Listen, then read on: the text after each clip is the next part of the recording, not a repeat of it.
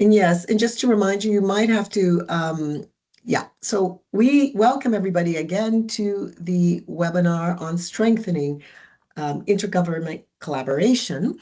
Today's webinar, we're going to have three presentations. We will start with a presentation by the Department of Basic Education, and they will be going through their role on how we've seen the video just recently, the intergovernment approach and to menstrual hygiene management in the Indaba with Liko Botaman. He is the department, he's with the Department of Basic Education, followed by a presentation by Indile Dube in UNICEF, South Africa. She'll be sharing the multi-sectoral approaches to comprehensive MHA programming. And then we will round off the presentations with Diana Nelson. She will be sharing the policy to practice strengthening intergovernment coordination. But again, I would like to introduce myself. My name is Belinda Abraham, and I am working, I'm supporting the WinS Network Secretariat this morning. And maybe we can go on the next slide to talk a little bit about the WinS Secretariat and what we do and the WinS Network. So the WinS Network, what are we? We are a global interagency network aiming to harmonize efforts and support alignment among development partners and NGOs to support the ministries of education to improve WinS services. And I think the topic today on intergovernment collaboration comes very much in hand with this. We have a core group member partners, as you see here below, and we're always constantly open for new partners and new partnerships, whether you come as an individual member or as an organizational. Next slide, please. We have a number of working streams. We have from advocacy and policy, as you can see, monitoring, reporting, research, evidence building, mainstreaming with a specific focus on gender inclusion, equity, and this is what we find our topic here today on MHH, as well as guidance on WinS programming and knowledge management, capacity development, learning and exchanges. And I would say this webinar is probably under one of those areas. Next slide, please. And if you go onto our website, www.winsnetwork.org, you will find lots of information that besides these webinars and previous webinars, you'll find also a hub of information and documents guiding, including those on MHH. And we also welcome partners to share documents as well. And next slide. So, if you want to get more information or join the network, you can just use this QR code on your phone, scan it, and you will go into a portal which you can fill in as a member. So that's a little bit about the WinS Network and what we do, and we welcome all members, and many of you here are members, and we really appreciate your continued collaboration. So with that, we can start our webinar. So next slide, please. Yes. So I would like to begin first with introducing Liko Botaman. As I mentioned, he is a Deputy Director of Social Mobilization and Support Services at the Department of Basic Education. He leads the implementation of the South Africa's Sanitary Dignity Framework, and he spearheaded, as you saw in the video, the National Menstrual Health and Menstrual Hygiene Management, Indaba, to strengthen intergovernmental collaboration. His work ensures that menstrual health is recognized as an essential to both education and, of course, dignity. So with that, Liko, you are welcome. Mr. Botaman. Thank you so much, Belinda, for such a nice introduction. And good afternoon. It is afternoon in South Africa. It may be morning in other parts of the world. And it's such a great honor to be part of this webinar of WinS. We have a very good relationship with the WinS Secretariat. Our participation, our very initial participation as South Africa in the recent years as part of WinS. So the context to all of this is that when we met with WinS as the South African Department of Basic Education, we were in a position where menstrual health and sanitary dignity was sitting outside of the WASH in schools program of basic education. And, you know, sometimes people attend international learning experiences and they come back from there with very little that they have learned or with very little to influence policy and practice. But I'm very proud to say that as South Africa, since our first participation in the international learning experience of WinS, we came back with some changes, great changes within policy and practice. In that, when we came back as South Africa, we realized that other parts of the world are treating menstrual health and sanitary dignity as part of the umbrella of WinS. And we were the only odd ones out. And so we didn't want to be the odd ones out because we wanted to be part of the global agenda of menstrual health and sanitary dignity. And if the global agenda was viewing menstrual health as part of WinS, we needed to follow suit as South Africa. And so when we came back from the international learning experience, one of the first things that we did was to reconfigure ourselves so that menstrual health and sanitary dignity then sits within the broader WinS program.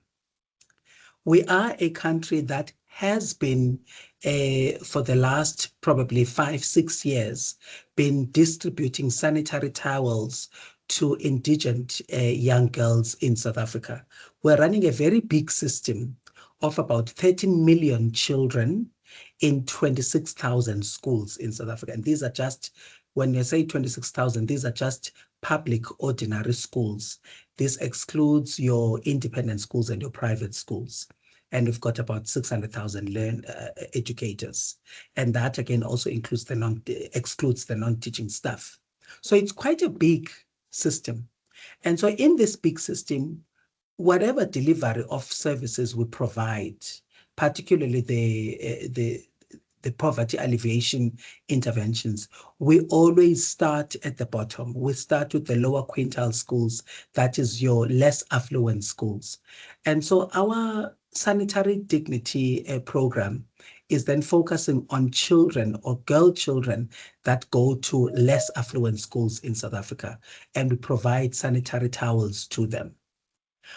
And we thought as the government that providing sanitary towels is going to be the answer to our problems.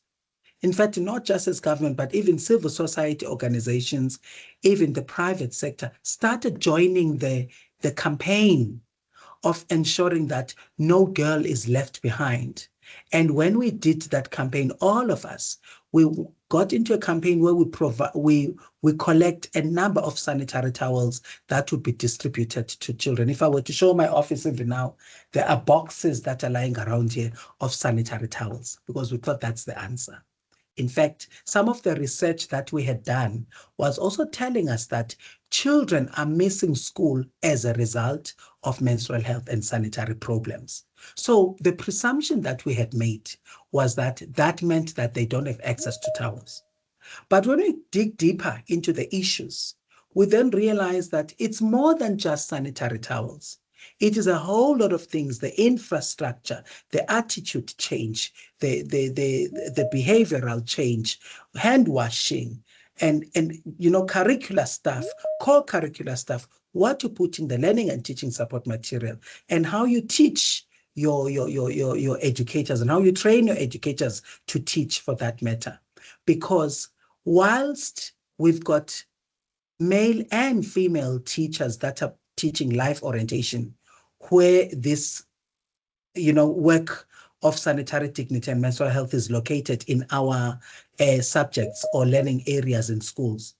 We do have teachers that are male, and so we cannot anymore defer the matters of menstrual health to female teachers, and that we needed to ensure that even in our training, our male teachers are also included there. And we also needed to give tools and guidance to parents on how to start conversations about menstrual health, given that we are also operating within a customary environment that has got, and even a religious environment that has got particular belief systems about menstruation itself and about blood management and all the other beliefs that maybe people can regard as superstition about blood. So it's not just towels anymore now. It's a whole lot of things that we needed to take care of as government.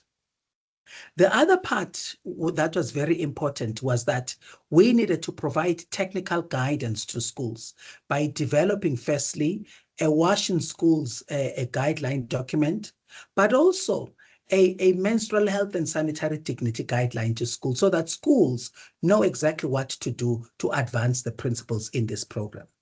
Then, when we met with Parliament and civil society organizations, we then agreed that the South African government has not yet done all there is to do in order for us to tackle the issue of menstrual health and sanitary dignity within WASH. We needed to ensure that all pockets of government are activated for us to be able to respond comprehensively to the problem of menstrual health and sanitary dignity. And therefore, together as government, as in the administration and parliament, we combined forces to then convene a menstrual health and sanitary dignity Indaba that helped us to enter into a thinking process about how we can leverage and maximize our ability to do this. So that Indaba, which was supported by our partners in the development agencies, the United Nations agencies have been very instrumental in getting that thing done. UNICEF, UNESCO, UNFPA, and our other partners like Days for Girls, government departments were there, and business partners. We needed to come together after we've come together and then agree on a plan of action to activate and really ignite the pieces of the ecosystem that need to move in order for us to make menstrual health and sanitary dignity a reality for South African children. And so it is still very fresh.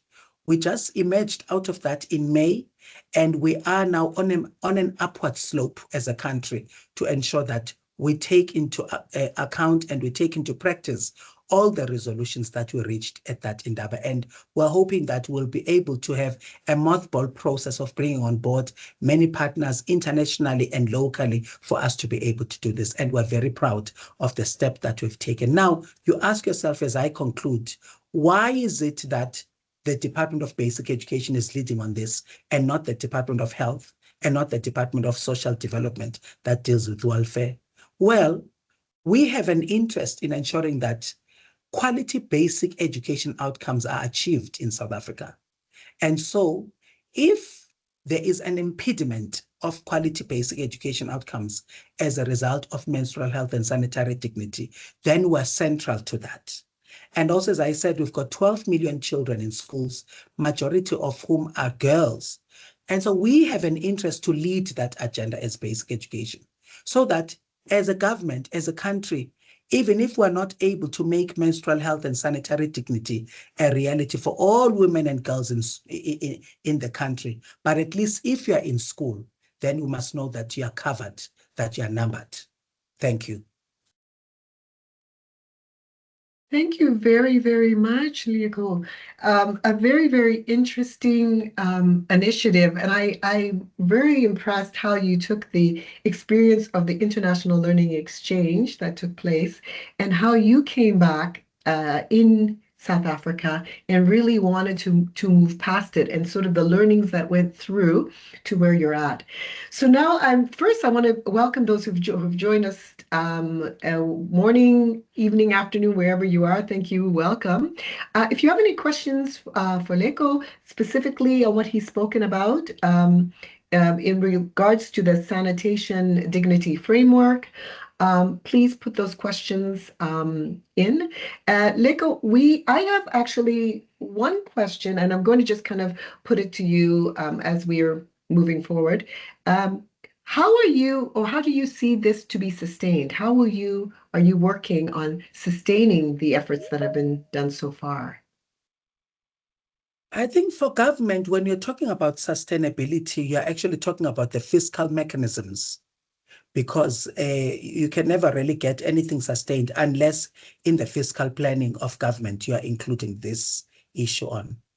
And I want to say that as part of that Indaba, We had even participation of the National Treasury as part of that, because we are saying that for the National Treasury to plan properly for the fiscal provisions of menstrual health and sanitary dignity, they've got to be connected to the broader conversations about it, understand the context, understand the needs so that they plan properly. And just in that initial engagement with the National Treasury, they were able to identify where the gaps are and where the blind spots were. And they have opened up their doors for us to be able to then connect and plan together for the coming fiscal periods for the country. So at the same time, even with social development is saying to us, for as long as this is still viewed as a social relief program, it will never be sustained.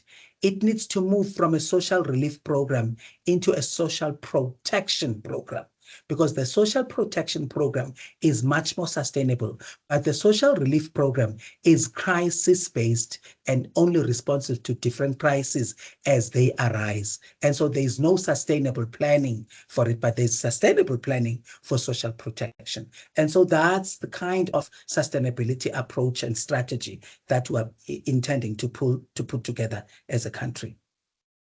Thank you. Very, very clear. And I think, yeah, the fiscal aspect is clear, but even the articulation of relief to protection and what that means as well. So thank you very much for sharing. I'll come back to you. We'll have a bit more of a discussion on it.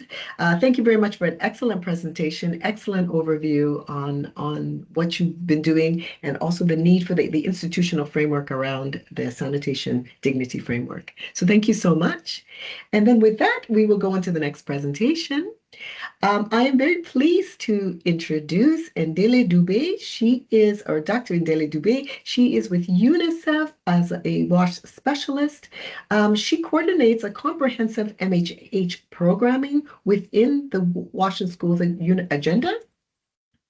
She brings to the systems lens to UNICEF's work on gender equity, partnering with government, civil society to deliver inclusive school-based MHH solutions. And so today she will be speaking to us on the multi-stakeholder approach to comprehensive MHH programming for better educational outcomes. Ndele Dube.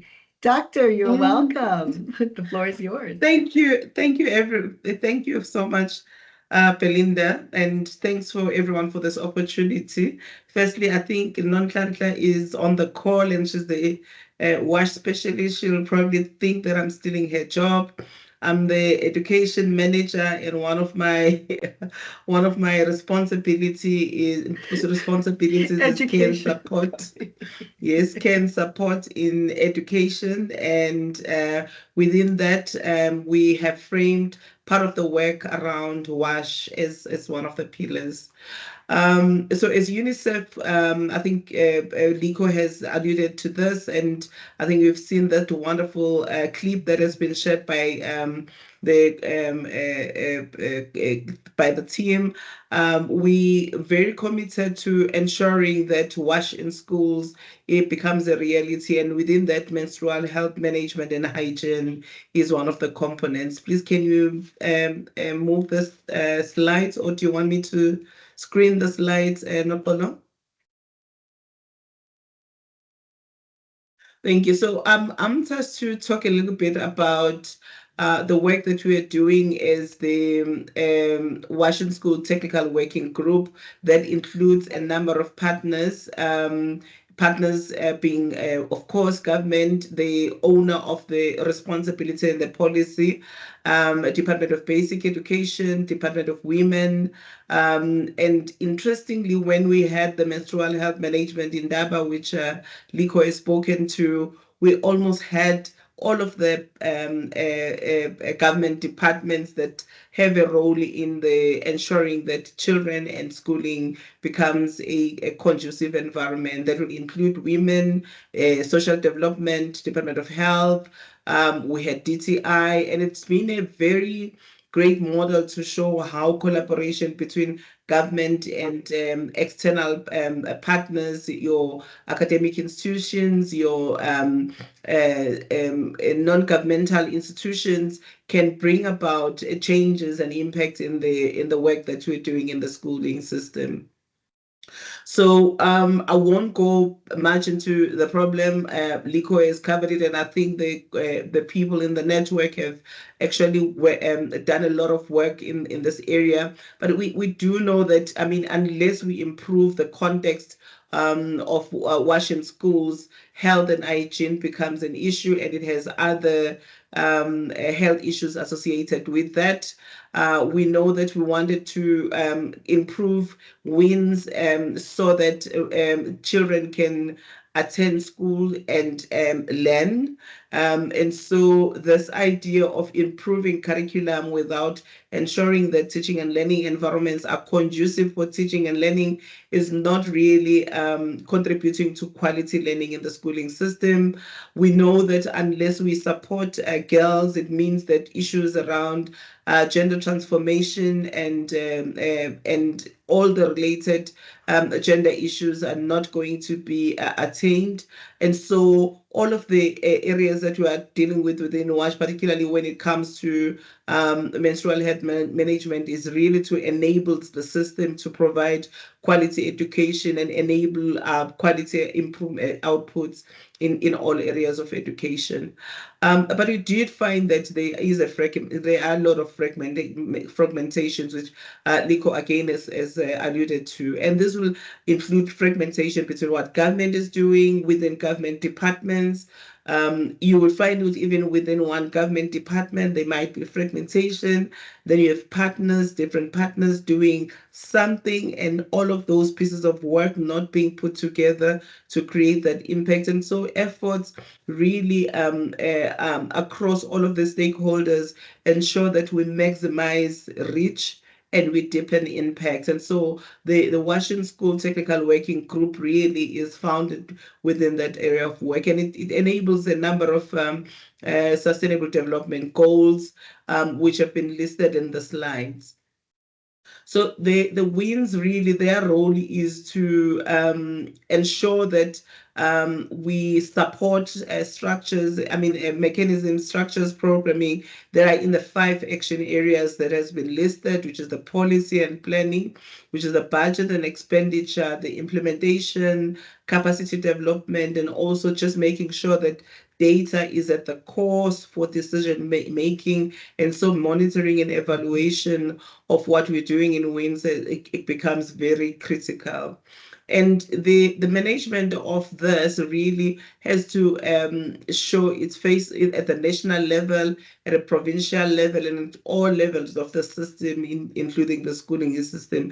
And this to ensure that every child has access to quality WASH in schools, services, and every child is enabled to maximize their learning in a conducive environment. Please, can you move to the next slide? So the Washington School is really a frame within the care and support for teaching and learning framework, which has a number of pillars, one of them being WASH. And again, this is also linked to South Africa's National School Hygiene Program, and it has really been a work that has been going on for a number of years in the country. And I'm glad that Liko got to mention how we coordinate and ensuring that menstrual health management is not just one thing that is sitting somewhere in CSE and not finding its place in WASH in schools. Please, can you move ahead? Move on. So I've mentioned that I think one of the big reason that this was it became important for South Africa is that whole issue around intergovernmental collaboration, but also this intergovernmental, we know that government cannot do it alone. So bringing in the development partners, business, and some of the partners that are playing a role in the non-profit and environment. To make this happen, we brought together all of these departments, and including, of course, the partners, and a clear terms of reference. It became a really important issue. We needed to define what the role of this technical working group is in ensuring that collaborations are maximized. We then worked on developing a guideline metrics. And what was interesting is, in this conversation, we realized that actually different organizations have been doing different work with government. Some of the provincial department had copies of the guidelines, and we were not starting from fresh. So it was quite interesting how this group had managed to map what already exists, look at how what exists can be strengthened to advance the work on WASH in schools. The group also made sure that we identify areas of work that needs to be done and what needs to be reviewed, and importantly, looking at how do we strengthen our national systems, particularly the government system, which is the main system that reaches all schools and all learners, and monitors what is happening in each and every one of the schools. So this monitoring system, which is the MES, is going to be quite important to support government in some of the decisions that they need to take or make, including budgeting and making sure that we sustain the implementation of WASH in schools. Next slide, please, Tabitha.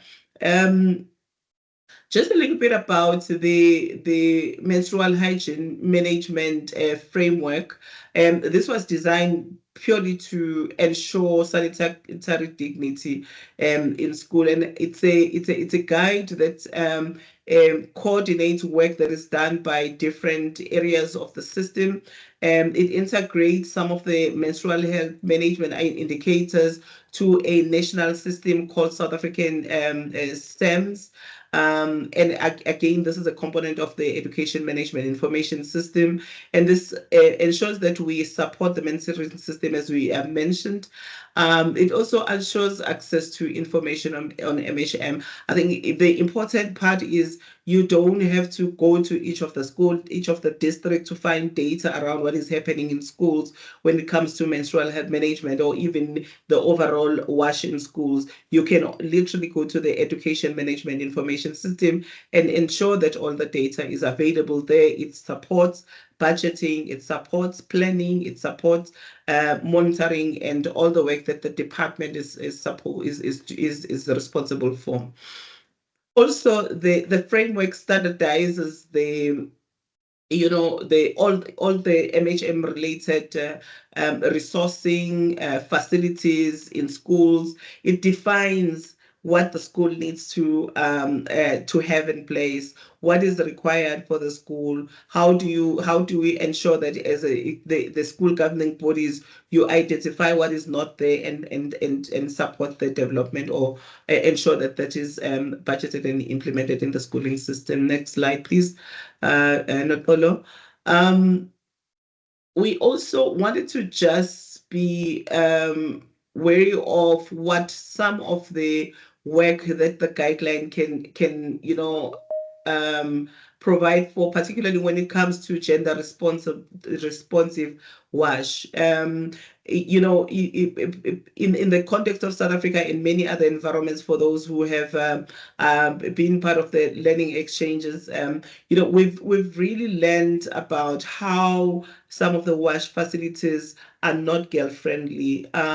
You go into a WASH facility and there's no access to water, there's no access to lighting, it is not friendly for the learner and a girl child. And so trying to just guide kids guide school around how do you provide for learners has been important. Can you just scroll through to an important slide so that we are not behind time and I can finish? So we will share the slide, but I think what we were more interested in also is to share the guideline, the 3-star approach, what what it does. It allows the school to assess their environments, and also that helps schools to budget and to implement at the school level. Please, can you move ahead? We will share the actual three-star approach, which I think most of the countries have just adopted.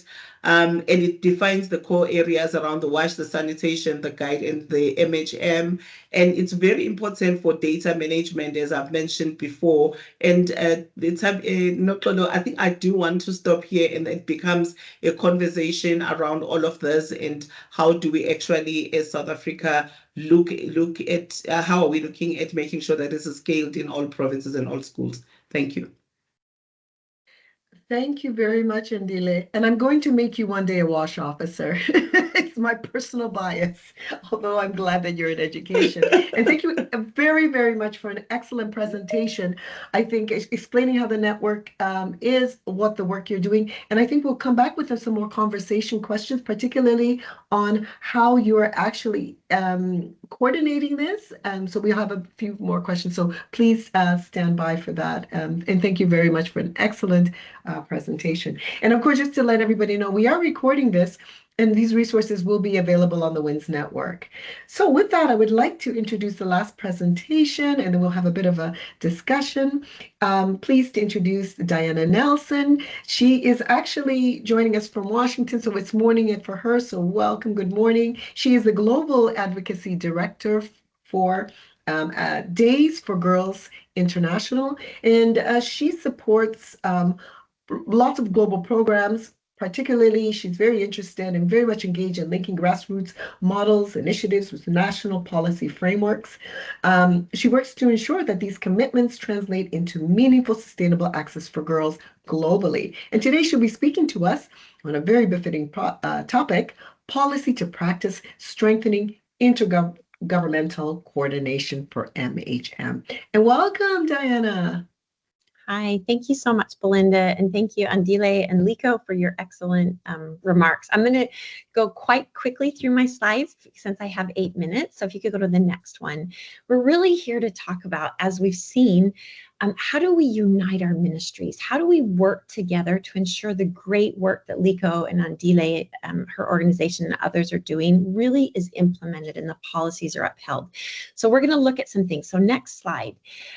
When you look at, just as we've all hinted, we just want to make sure we all understand, as Liko really well defined, that menstrual health is more than product. It's accurate information for the girls. It's having facilities, as Ndile just said, having positive environments, recognizing that pain management is also something that needs to be addressed so that girls can have freedom to participate at school in whatever activity they want and be there and be present. Okay, next slide. So we know the cost of ignoring it. If you could just go back one, that it can impact the education. It can impact girls' trajectory, right? On do they stay in school or do they get married? The shame and isolation, are they present? So all these things can have a cost if we don't address this through education and WinS at school. Okay, next slide. So I'm just going to briefly, I just kind of wanted to list here to show that as Liko said, South Africa has been doing amazing things. It's not just the last year that they've done it. I don't want to go through everything, but can you go to the next slide? You can see that they put policies, they put frameworks, they've put standards in place. They've removed the VAT. They've created a coalition to help ensure that there's better coordination. And even with all of that and people advocating and working it, there are still some gaps that exist that Liko identified that we really, to ensure implementation happens, that we have to work together. So next slide. One of the things I wanted to point out, was that the answer to this addressing menstrual health in every country, particularly in South Africa, is that we have collaboration across all government ministries. Next slide. So I wanted to just zone in on one program to show what does this look like. As Liko and others have said, the South African government, through the Department of Women, Youth, and People with Disabilities, has the Sanitary Dignity Implementation Framework Program, which is amazing, right? And that is set out to help provide access to products to the quintiles 1 to 3, the free paying schools. So they've reached so far to date 4.3 million learners. Okay, next slide. What I want to do is show what that means. So that means they're giving access to product to over 4 million girls per year. So why does this need a multi-sectorial support? Because what do we do with the waste management? Just honing in on one thing, not procurement, not distribution, not education, but just simply after government has distributed these free pads, what are we doing about the waste management? Well, we know they're being dropped in pit latrines. They're being discarded. Soiled products are being discarded in the open, and there's open burning. We know this is a problem that goes beyond school, beyond the Department of Young Women and People with Disabilities. Okay, next slide. So let's just, again, hone on this a little bit more. So every year through the Sanitary Dignity Implementation Framework, government is giving out 860,000 pads, which are meeting 860,000 girls with these pads, which is around 61 million pads that are going out. So to put that in perspective, that is 375 shipping containers, 20 feet long, being filled with pads. Okay, next slide. Now let's look at the last 4 years. They've been delivering that, right? Times 860,000 learners with that amount of pads. That means the amount of distributed pads that have been used that need to be managed on the end of life cycle, the waste management, are over almost 250 million, which means that would take 1,500 shipping containers. That's just a visual to show you how is this being managed. Next slide. So this is why other governments, we need departments to engage in this, right? If soil products are just being dropped or filled in the pit latrines, this is a problem of waste management. It could cause a health risk, which is going to require more funding and Department of Health to get involved. It's environmental degradation, right, to improper disposal, which then impacts the Department of Environment, Forestry, and Fisheries. It reinforces the stigmas and discomfort and negative feelings associated with menstruation, which then is going to require more education through the Department of Basic Education and the Department of Higher Education to kind of, change this narrative. It diverts resources that could weaken other social support programs like the Department of Social Development, because resources are needed to now handle this problem. And that then causes a budgetary burden that falls on the National Treasury. So this is just one aspect of the Menstrual Health Sanitary Dignity Implementation Framework of why we need to work with all the departments on the waste management. How are we going to handle this? Next slide. So the pathway forward for improving it is to, go ahead to the next slide, is to work together and let's look at what already exists. Department of Education, they are already looking at, you can tell through NDLA, how do we ensure men teachers are prepared to teach about menstrual health? How do we better help our teachers prepare? So we don't reinvent things. We look at what programs already exist where we can fold menstrual health into. For example, the Ministry of Health has a Mom Connect program. And we could add extra things, health tips into that. When they send out texts, they have well baby clinics where people wait. Girls are going when they at the doctor's office and the clinics. We could put posters there on menstrual health.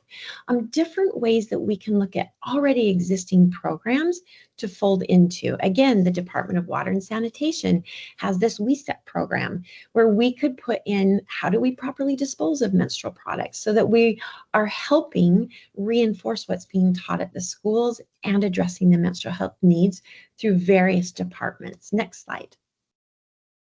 So really quickly, just unlocking opportunity also unlocks funding. We know through a USAID study that when we can address, at least at the workplace, this would go for teachers, when they can have their needs met at work, it has a 2-to-1 return on their investment. So if you put in $1 to support this, you get 2 back, which increases productivity, reduces absenteeism. We want teachers to stay at school. Let's address their menstrual needs at school. If they have a surprise period, they can get their needs met at work and not have to leave and miss their class. Next slide. So the pathway forward for South Africa is to meet half the population, and particularly those at school. We have to work together to ensure health, dignity, and prosperity for all. And last slide.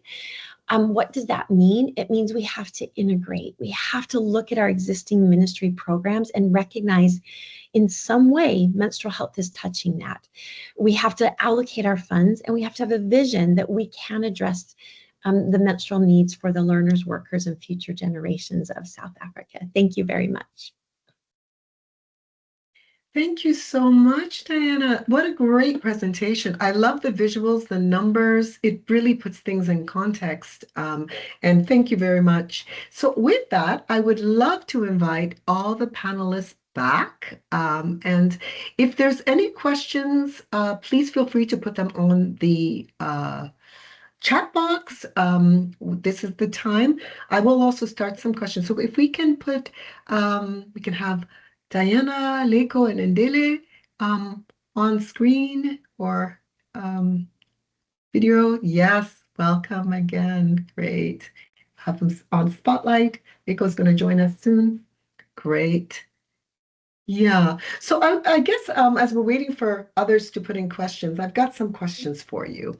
And I love this presentation because we've gone through a couple of sort of themes. We started from the policy to action, what's being done. We've talked a little bit about partnership and coordination and networks. And then I think to a little bit of a degree, some of the sort of innovations, the work that has been going on. So maybe I want to just sort of take some of these questions with you. I'm going to start with you, Liko.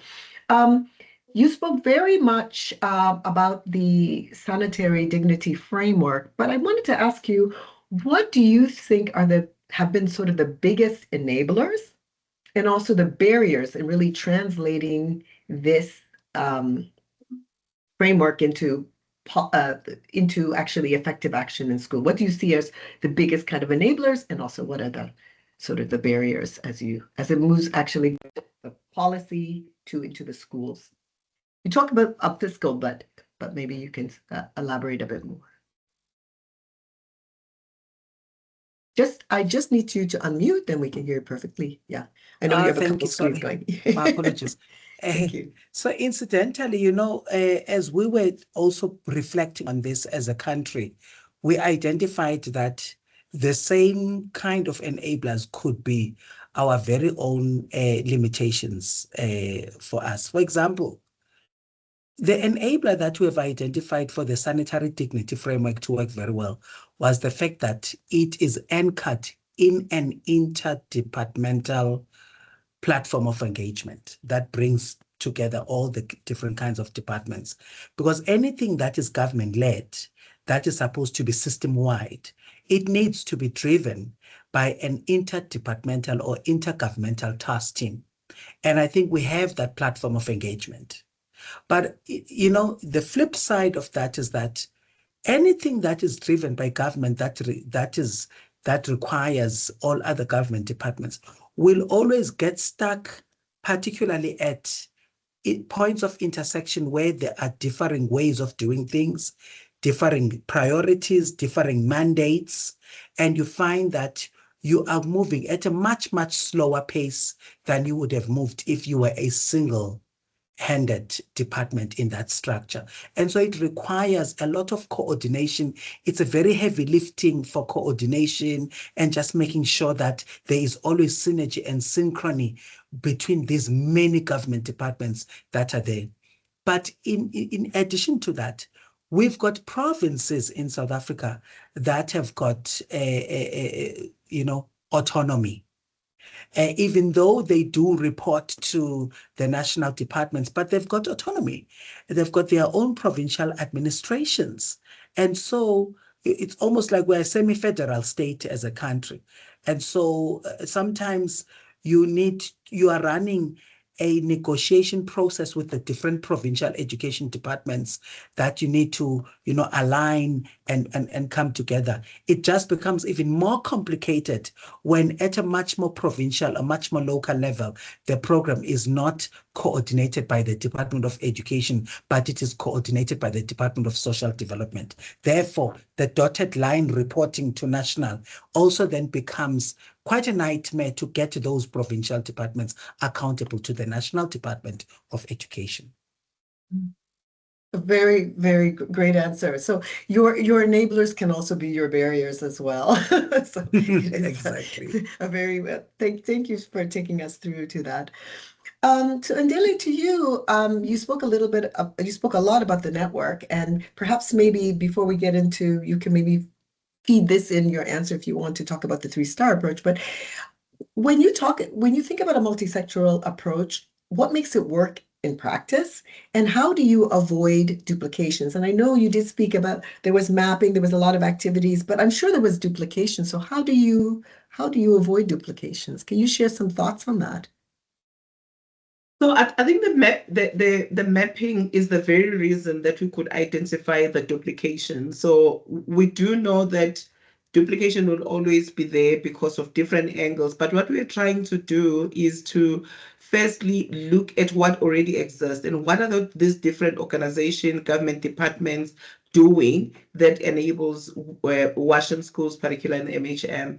And so based on that, we then prioritize, we rally together to support each other. So if an organization like your MIET Africa is already doing work in that area and they've got resources, as a technical working group, there's no reason to actually create another resource that is already developed in the system. The idea is to say, how do we work together in sharing or in advocating or in utilizing of whatever already exists. So those are some of the examples that we already we were doing. And I think when we were working on some of the guidelines, it was quite interesting that some organizations had already developed some kind of a guideline and working with a particular provincial department, as Liko was saying, that some different departments may be doing, provincial department may be doing something. So the idea was to then say, how do we take what that province and this organization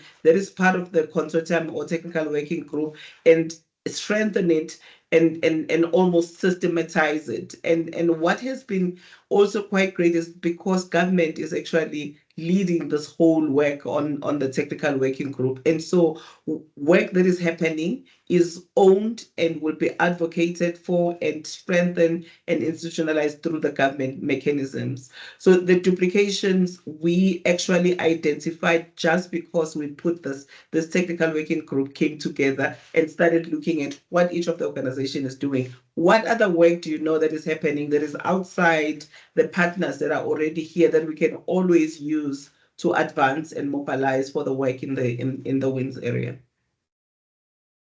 Thank you very much. So that mapping was very key to the actual technical working group. So thank you so much. If we have a minute or two, I'll allow you to speak a little bit more to the guidelines and the 3-star approach. We didn't get time to that, and I think it's really important. But moving on to the last theme on innovation, I want to ask you, Diana, how can actually innovation, whether it's by product design, delivery, or education, address these persistent, what we see some inequities in MHH, but in MHH program? Can you maybe share some thoughts, given your global overview on that? Yeah, sure. Thank you. I think innovation is going to be key. And like you said, it kind of is 3 areas: product design. I think, in order to drive consumer needs and to drive costs down, the more products available on the market can create consumer demand, which drives prices. And I think one of the things we're seeing is we need to have standards. South Africa's done a great job of putting standards so that when products are out there. We know they're safe. I think through education, using this new technology, you know, finding where is the learner at and where do we meet them, so that we're being more creative instead of just pen to paper. I know we've worked with Liko's group on doing some little mini podcast on product choice, so girls can understand what's available. So I think really looking at how do we meet the people where they're at to get them the information, and being innovative in product and in how we present the education is all key. Thank you very much. Yeah, it's incredible. So with that, I want to go back to you, Ndile, just to give a little bit, maybe just give us like a minute or two on some of maybe reflecting on what Diana has also talked about, but also what's actually being done in terms of the 3 stars approach and the guidelines. Thank you. So these are the frameworks and guidelines that are designed to improve learning environments in schools. And so the 3-star approach has, defines the stars per area, which will be your water, where, you know, you give stars for what the school has or doesn't have. And so you will give, for an example, a star if the school doesn't have water, running water in the school or available in any form. You will give 3 stars if the school has water available at all times. And so schools would then take the approach with all the tools that are available and assess themselves. And the number of stars that they have helps them actually put a strategy to work towards the next level. It will have a section around sanitation, which also looks at, you know, things like usable toilet for girls and boys, and the proportion of that to the number of learners they have. Look at whether or not the school, for an example, has a committee that deals with WASH, and so on and so on. Again, for wherever you are, based on the indicators, you will then give yourself as a school and a number of stars. It will then look also at hygiene, which include hand washing stations. Again, there are stars for that, and it has descriptors for those stars. Then menstrual hygiene, I just want to talk more into that because, of course, this is today's about. I give you 30 seconds. This one will also look at what are the resources that are needed for menstrual hygiene and menstrual dignity, with bins in the school, private space for girls, soap to wash hands, and the related. And so they will give stars for each one of those. And so schools have capability of assessing themselves, checking on the star approach where they are, and then providing feedback. I think there's a lot of work that we need to do on climate resilient WASH, which is a conversation that I think needs another webinar.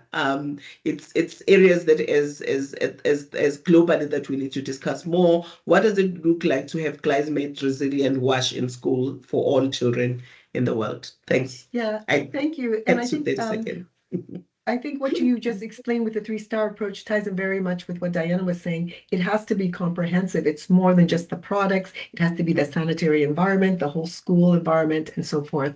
And that's the nice thing about the 3-star approach. It looks at schools incrementally to be able to include all those components and not to overwhelm schools immediately with just one thing.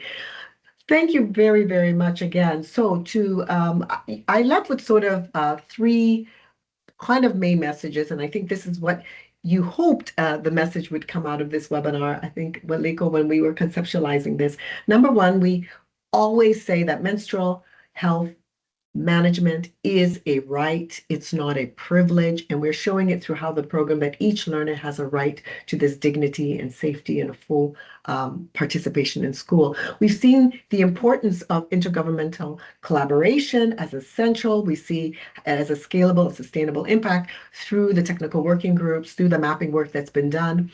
And we're also seeing increasingly how investing in MHH improves attendance, equity, and learning outcomes.